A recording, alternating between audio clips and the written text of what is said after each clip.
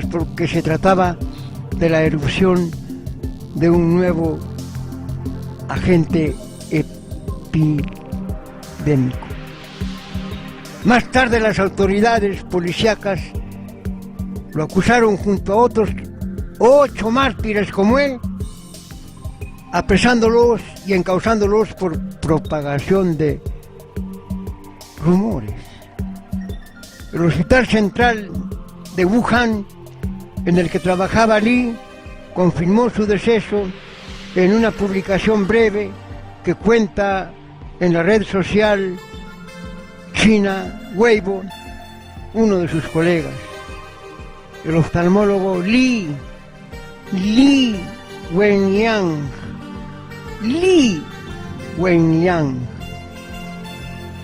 El oftalmólogo Li Wenliang de nuestro hospital, que desgraciadamente resultó infectado mientras luchaba contra la epidemia de neumonía del nuevo coronavirus, murió a las 2 horas de la madrugada con 58 minutos de el viernes pasado, 7 de febrero del 2020, pese a todos los esfuerzos realizados por salvarlo.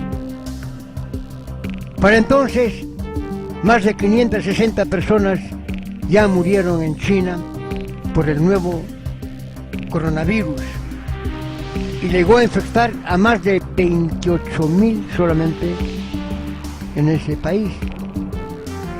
El doctor Li Wenliang contrajo la enfermedad al tratar a un paciente y los internautas chinos empezaron a referirse a él como un héroe de la humanidad. O sea que en el extremo de la soga que constituía antes un juego, jalar para aquí, jalar para allá, ponemos a un héroe y a un grupo de catasenos. Evidentemente la categoría humanística del hombre no puede ser compartida por todos los méritos y deméritos de sus individuos. Este joven médico de 34 años, casado, con un hijo nacido y otro por nacer, escribió un mensaje el 30 de diciembre a un grupo de antiguos compañeros de la facultad en las redes sociales. Según les explicaba, en su hospital de Wuhan habían ingresado 7 pacientes con síntomas muy similares al SARS, SARS, síndrome respiratorio agudo severo, una epidemia causada por otro coronavirus que en el año 2003, es decir, hace 17 años, mató a más de 800 personas. Naturalmente que el nivel científico de China, la capacidad de respuesta militar o sanitaria en China y la visión que tiene el estudiante chino desde que aprende a deletrear parte de las 16.000 grafías que constituyen su lenguaje escrito, es completamente diferente al nuestro. Mientras acá a los niños se les enseña tonterías divagatorias de carácter escolástico y aprender de memoria toda una serie de rezos y rezillos y cacofonías que ni siquiera son entendidos por el cerebrito que las repite, en letanías sin ningún contenido lógico ni racional. En China el aparato educativo ha sufrido una terrorífica transformación en el sentido de reemplazar por la ciencia lo que aquí es la inconsciencia. Eso es todo. La respuesta que en la oportunidad en que ocurrió ese famoso SARS fue tan evidentemente positiva que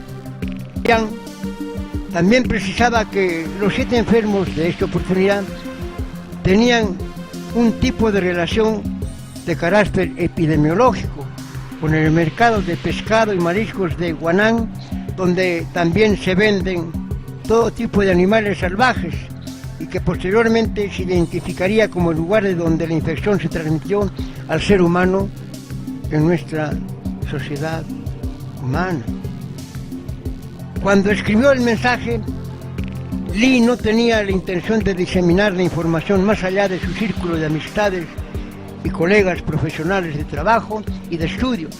Simplemente pedía a sus amigos que tuvieran cuidado y que advirtieran a sus familiares, y que de algún modo algunos de sus compañeros o los familiares de estos comenzaron a difundir a través de las redes sociales, que se encargaron de hacer el resto.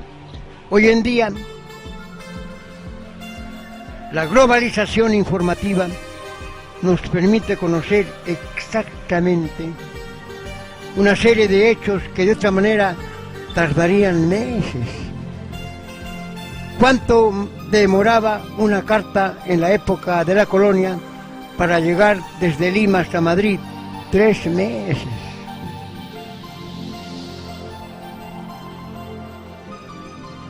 El 8 de enero del presente año, el héroe médico Lee atendió en el hospital a un paciente con glaucoma. Era mujer portadora del virus. El día 10 comenzó a sentirse mal, con los síntomas que provoca ese patógeno. A los 2 días ingresó en un hospital donde continuó empeorando. Y finalmente, el 1 de febrero, recibió el diagnóstico. Hoy ha fallecido en olor a santidad, un santo de la ciencia. La Universidad del Aire, fiel a su compromiso con sus compatriotas oyentes, abre los libros amarillos de la historia, en este caso de la historia científica. Antiguamente no se sabía nada, absolutamente nada, de un universo tan pequeño que podía encontrarse en cientos y miles de veces por debajo de nuestra magnitud humana. Y fue Gregorio Mendel, un extraordinario religioso que amaba a la naturaleza, y que todo comenzó a comienzos del siglo pasado, 1900, cuando el holandés Hugo de Vries, el alemán Karl Correns y el austriaco Erich Kästner redescubrieron y confirmaron independientemente uno de otro las leyes que habían denunciado, descubierto y cuantificado el extraordinario científico Gregor Mendel. La obra de Mendel, que ya contenía las respuestas a los problemas estudiados por los 3 científicos, representaba una revolución del método del enfoque de los problemas. Sin embargo, ignoraba por sus contemporáneos durante más de 30 años sus descubrimientos quedaban empapelados como las causas que constituyen los autos de cualquier juicio en el Perú. La razón de este olvido es de distinta índole. Tal vez, si se considera la actitud común entre los científicos, es que Mendel no formaba parte de ningún grupo académico. Era un solitario buscador de la verdad, un monje esquivo y modesto que había trabajado hasta entonces sin poner al corriente a la ciencia oficial. Cuando Mendel siguió la praxis científica de presentar sus descubrimientos a la Sociedad de Ciencias Naturales de Brno. Los datos publicaron en 120 copias los anales enviados de los más importantes científicos de toda Europa, pero siguieron siendo ignorados.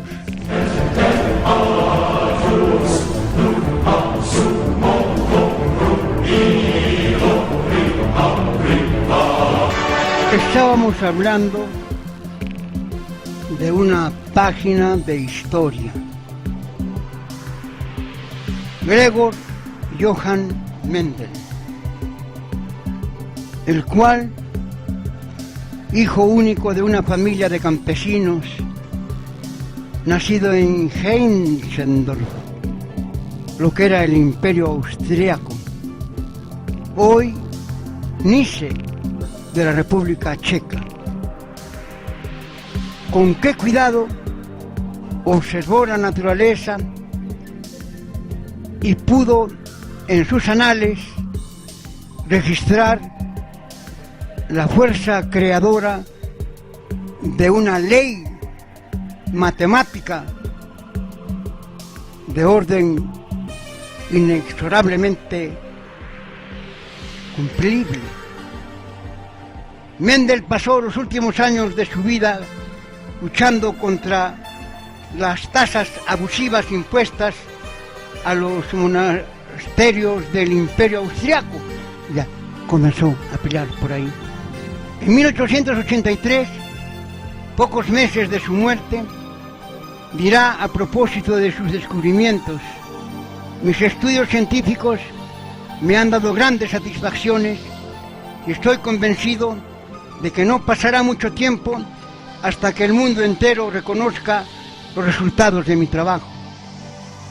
Murió en 1884 a causa de la enfermedad de Bright. Pero otros grandes hombres como Charles Robert Darwin, nacido en Estrasburgo, Inglaterra, quinto hijo de una familia acomodada después de estudiar en una escuela de su ciudad natal, se inscribió en la Universidad de Edimburgo para estudiar medicina. Sin embargo, un par de años después se trasladó a Cambridge con la intención de entrar en la Iglesia de Inglaterra.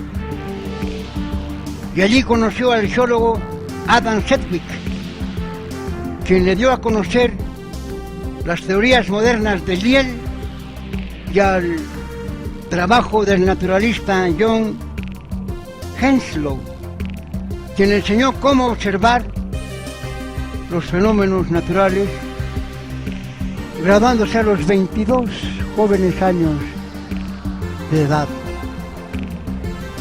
Pasando el tiempo, llegamos a páginas más o menos ingratas como la del caso Lysenko, que viene a ser una antinomia del trabajo científico referido a los intereses estrictamente políticos. Las bases celulares, cuando la genética habla de organismos vivos, pero antes hay que hablar, señalan los científicos, de células. De modo que para comprender mejor qué estudia la genética, es necesario contar con cierta información esencial acerca de la estructura de la célula y de sus funciones, en particular sobre los procesos que llevan a la reproducción sexual y asexual. Entonces, de pronto, la genética, la bioquímica, la microbiología nos lleva hacia los virus. Maurice Wilkins, en el laboratorio del King's College de Londres, del que era director en la época en que Rosalind Franklin llevaba adelante sus investigaciones sobre la cristalografía del ADN. El ácido desoxirribonucleico. James Watson y Francis Crick